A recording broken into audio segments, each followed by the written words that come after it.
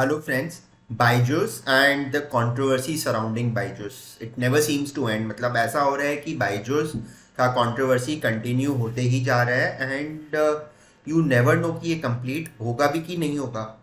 So of course we have already created a video around Byju's and the fact that it had to restate its FY21 financials and report a loss of 4500 crores. और ये इसलिए हुआ because Deloitte refused to sign on the financials because revenue recognition का challenge था, expense recognition का challenge था. So overall on a top line अगर आप देखें कि इसका revenue from operations कितना है 2240, total expenses 7000 crores और इसका loss after tax हो गया 4564 crores. And now Mr. Karti P. Chidambaram, the son of P. Chidambaram, former Finance Minister of India, has written a letter to the President of the Institute of Chartered Accountants India. बहुत clear बोलते हैं भैया कि FY21 का results 18 महीने के बाद आपने डिले किया, 4 डेडलाइन थी आपने मिस की. अब उसके बावजूद you are not looking into the financials, you are looking at how it earns its money and spends like 81% of the operating revenue comes from sale of edutech products. So now what happens is कि ये selling tablets है, SD cards है, laptops हैं, उसके अंदर बायजूस का classes loaded है.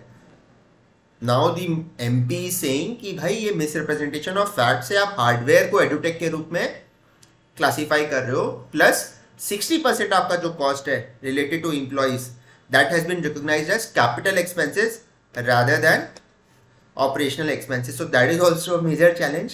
Plus streaming services का रिकॉग्नाइज कर देता है रेवेन्यू अपफ्रंट, जबकि भाई साहब यहाँ तो कांड ही है. मतलब कुछ भी आप करो, Ind AS 115 revenue from contracts with customers clear बोलता है कि भैया when the contract with the customer does not meet the criteria in para 5, the entity receives consideration from the customer. मतलब आपको पैसे मिल गए हैं, you shall recognize the consideration received as revenue only when either of the following conditions have occurred.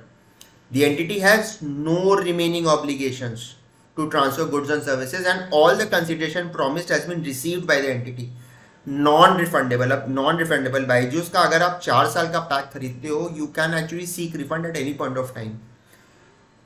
So therefore आप जब तक ये दोनों कंडीशन मीट नहीं होता है, either of the following events have occurred, the entity shall recognize the consideration received as a liability until one of the events occurs or till the criteria in para 9 happens. So ये बायजूस का बहुत interesting story था, जिसके वजह से आप देखिए इसका एक तो एम्प्लॉई एक्सपेंसेस किस मैसिव तरीका से शूट किया है एंड ये MP सेज कि इसमें भी कैपिटलाइज कर दिया इन्होंने 60% off the capital expenses.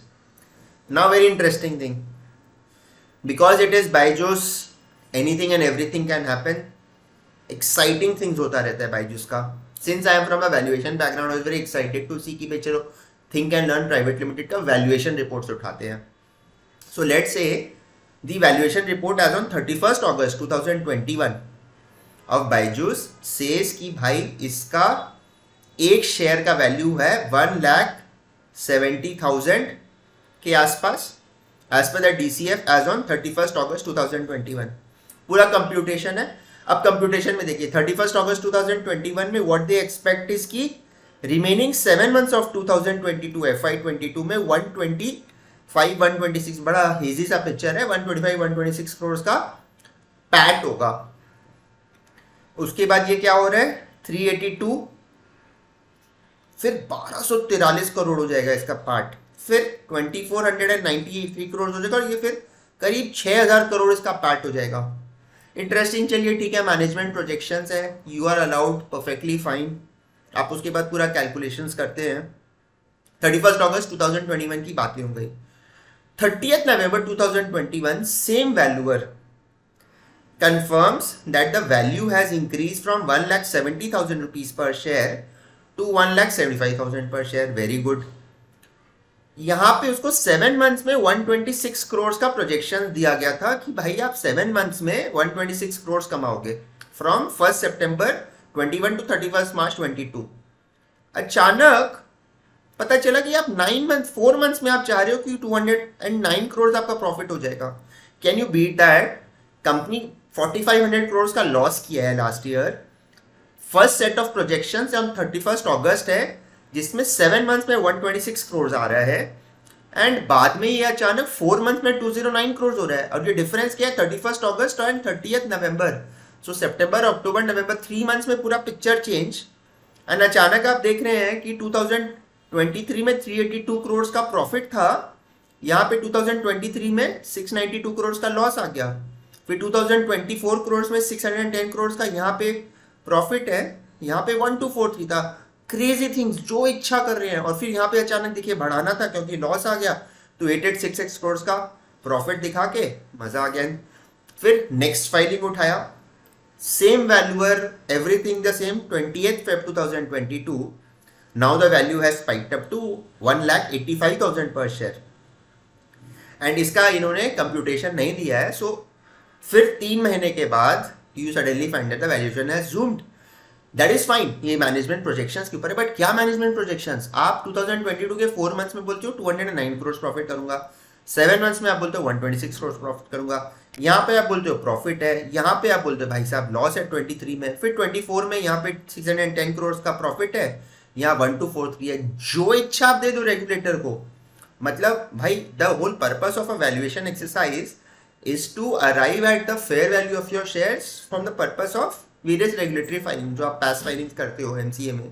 But यहाँ तो कुछ भी कर रहा है just for the heck of it. आप प्रोजेक्शन दे रहे हैं, valuation just as a reverse engineering आ रहा है। And I think this is something which really needs to be looked into कि भाई as a financial reporting standard, MCA compliance standard, India's most valuable edtech company, $22 billion worth of valuation हो क्या रहा है उसके साथ। Mean that is something that really concerns मी कि भाई ये तो अक्रॉस ऑल डॉक्यूमेंट्स ऐसा ही चल रहा है कि भाई माई वे और हाईवे चल रहा है।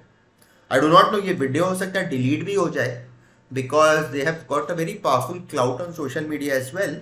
बट थिंक अबाउट इट कि मतलब कैसे आप देखिए 185, 175 एंड यहाँ पे 170, यहाँ पे आप 4 मंथ्स में 126, 7 मंथ में 126 करोड़ कर रहे हो, 4 मंथ्स में 209 करोड़ कर रहे हो। यहाँ लॉस आ गया, यहाँ प्रॉफिट आ गया, कुछ भी बना रहे हो भाई साहब, नहीं चलेगा ऐसे। I think seriously Byju's needs to reconsider its reporting standards, reporting framework to understand कि भैया लॉ ऑफ द लैंड भी है, आप फंड रेज कर पा रहे हो, बहुत अच्छी बात है। But beyond the fact, it is important to also understand कि भाई there has to be some sort of a rationality in whatever submissions you are making to the government. Thank you. अगर ये वीडियो आपको अच्छा लगे तो please इसे near India once के साथ शेयर करिएगा। This is something which is got some basic research. I've gone through the documents and brought the ideas. Idea is not to malign anyone, neither the Byju's management nor the professionals involved. The idea is to understand the sanctity of the numbers, because ultimately suppose आप बोलते हैं VCP का पैसा है, but ultimately उसमें mutual fund सबका ही पैसा लगता है ना, एआईएफ्स है। सो कहीं ना कहीं आपका मेरा पैसा भी लगता ही है इसमें। So it's important that all of these reporting में ट्रांसपेरेंसी होना चाहिए, रिपोर्टिंग में कुछ ऑर्डर होना चाहिए। That is something which is very important. Thank you.